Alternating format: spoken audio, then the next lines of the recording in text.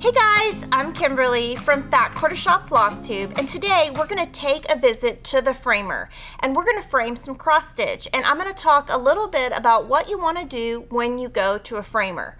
The first thing is you want to find a framer that you like, so just take them one piece, see if you like it before you give them too many pieces.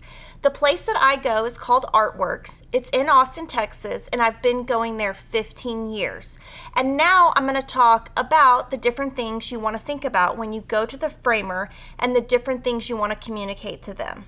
The first thing is you can take a frame or you can select a frame there. So for example, I'm going to take this frame for this piece, and I might use this frame and I might use a frame they have. We're going to see what I think when I get there.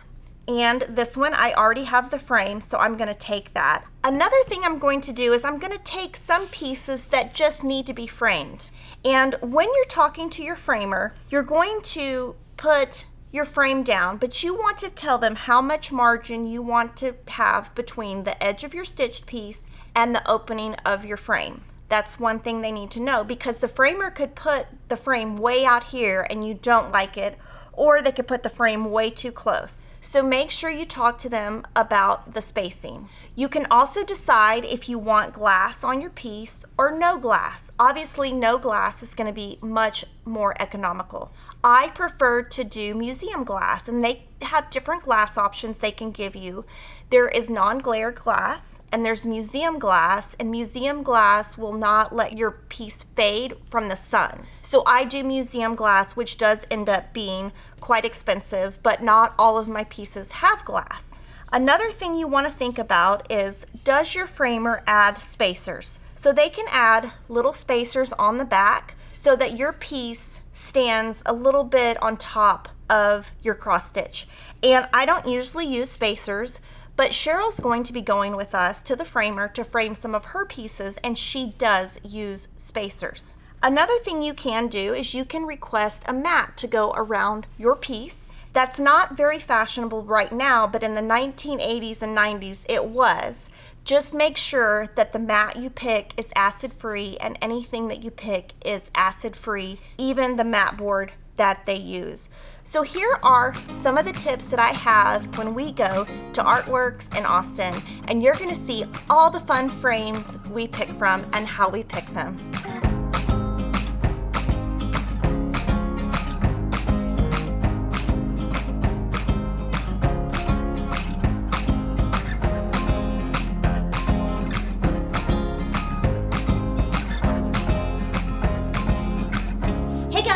Kimberly.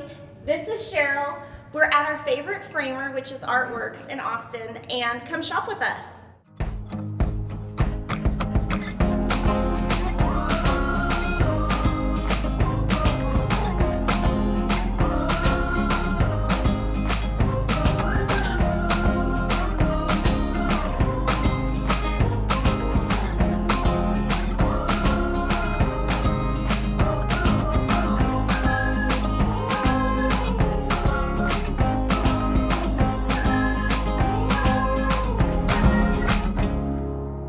We have 11 pieces here, and I'm just going to talk a little bit about how I picked my frame and the different things that go with each frame.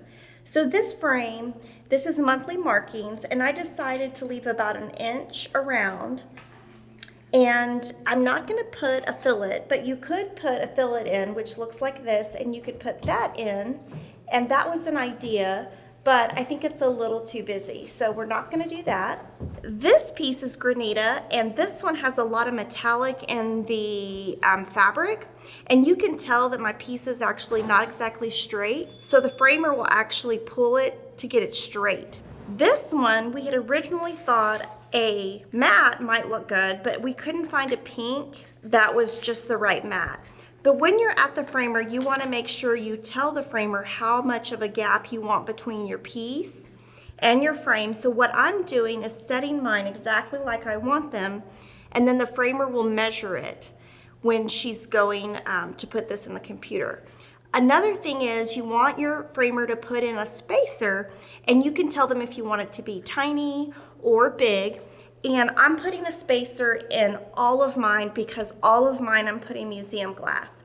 I'm going to put museum glass so that my piece won't fade.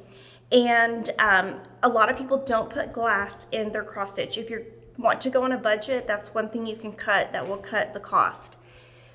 And then this one, since we've got white and silver, I felt like this kind of pulled those colors in.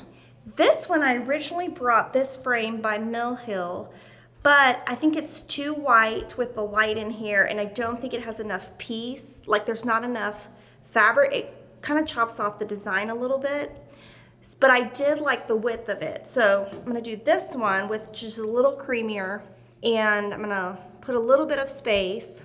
And this one I am gonna put glass, but since there's a button here, they'll have to put a bigger spacer probably. There's gonna be 4 of these doodle designs, and so this is the first one, and I'll keep the name of this frame, and I'll frame all 4 the same way. Now these 4 are sampler of the months, and these are the frames that were made for them by Family Tree Frame Company. And so these, I just brought the frame in, and what they will do is just center it. And a lot of people on this one are not putting glass in, but I am putting glass in all of mine. And now I'm going to hand it over to Cheryl, and she can talk about all of hers, because hers is going to be very different than mine. So I have 3 pieces today, and the first one is a sampler called Seeking Refuge. And I wanted a frame for this one that had some sort of little vine or design of some sort that would mimic this bottom border. So I found this black frame with a little gray flower and vine, and it will have probably about 3/4 of an inch to an inch margin around for this one. This piece is Liberty Lodge by Plum Street Samplers, and actually while I was in the process of looking at moldings, Kimberly walked up with this one that she had pulled for something and laid it on this piece, and we all thought it was perfect. It picks up the metal color and the gray roof, and the browns are perfect. And I will do probably about a 3/4 inch margin around that one. And lastly is the Halloween Quaker by Leela's Studio. And this was the most difficult one for me to choose. But the thing I liked most about it, there is a little purplish, bluish gray that really picks up well on these colors throughout. So because of the fabric this one is stitched on, I will leave a little bit wider margin, probably an inch to an inch and a quarter margin on that one. And they all will have glass, museum glass, and spacers. I'm excited to see the finished products. Thanks for joining me at Artworks today. I would love for you to comment to let me know which one of these pieces is your favorite, and definitely subscribe to Fat Quarter Shop Flosstube. And on an upcoming Wednesday, I'll show you all of these pieces finished so you have something to look forward to. See you next time.